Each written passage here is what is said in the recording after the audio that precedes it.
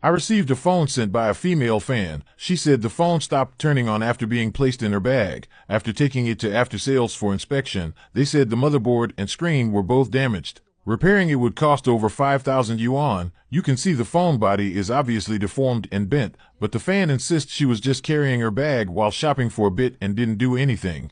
She doesn't believe the after-sales inspection resulted and even argued with the after-sales staff. She hopes I can thoroughly check the phone and find out what the problem really is. After opening the back cover, there's still an after-sales seal on it. Looks like it really did go to the service center. Let's remove the motherboard and take a closer look. Some people quietly watch videos but secretly like, comment, share, repost, and follow. People like that are just so adorable. After removing the motherboard, we found it was severely bent. Also, the shielding cover on the motherboard had several serious dents. It must have been subjected to a very strong external force, but the screen isn't broken, which is very strange. After removing one of the shielding covers on the motherboard, a component fell out directly. Poor phone. What exactly did it go through? How did this phone get damaged so badly? To be honest, I'm even more curious than the fan. Let's carefully observe it under the microscope. Near the power supply, a step-down inductor has fallen off. We use tweezers to check for other loose solder joints. We found another loose joint near the secondary power supply corner. Let's test the motherboard using the power meter.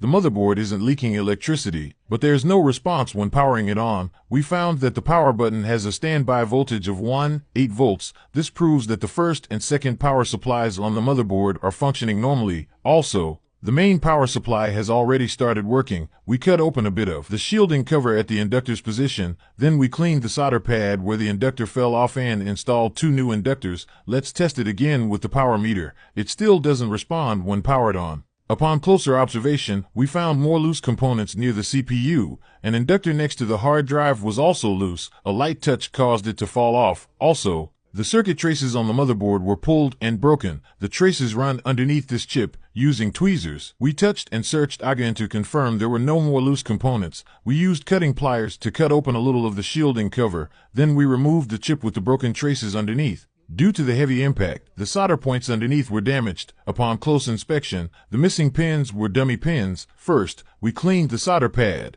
Then we scraped out the broken trace and reconnected it using a copper wire.